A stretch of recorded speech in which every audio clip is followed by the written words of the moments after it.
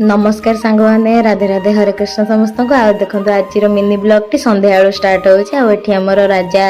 बसिकी पाठ पढ़ुचे आ चलन देखिए मामा सेपटे कौन कर मामा ये पकोड़ी प्रिपेरेसन कर दे सब जहाँ जहाँ दरकार ता देहरे पियाज भृषम पत्र आलू भी टे पड़ी पकोड़ी कारण पकोड़ी आलू टे पड़े भल लगे आ जेहेतु गरम दिन में रोषे घर पशिले बहुत गरम हो चुली रे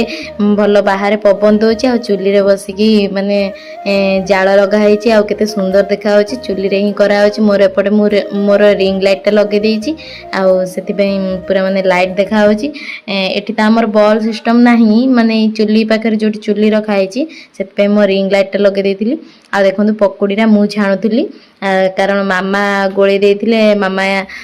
गोळे की सब माने जहा जहा पाग करिया कथा से कर देइथिले आ मु कहली मु पकोड़ी छान देबी मामा दियो आ मामा से मते देले मु पकोड़ी छाणुथिली एठी आपण मैंने जो मैंने देखुं निहाती कमेंट जड़े माने संध्या बेले आपण मानक पकोड़ी सहित कौन भल लगे मु तो अधिकांश टाइम माने अधिकांश लोक पाखर शुणी कि पकोड़ी सहित चा चा भल लगे क्या चा भल लगे क्या नॉर्मल एमती पकोड़ी खाइबा को भल लगे किंतु मत एक्चुअली चा मत टोटाल भी भल लगे मु चा केबे भी पिएनी कारण मत चा बिल्कुल भी पसंद नुह चा कि कॉफी फफी मत एते भल लगे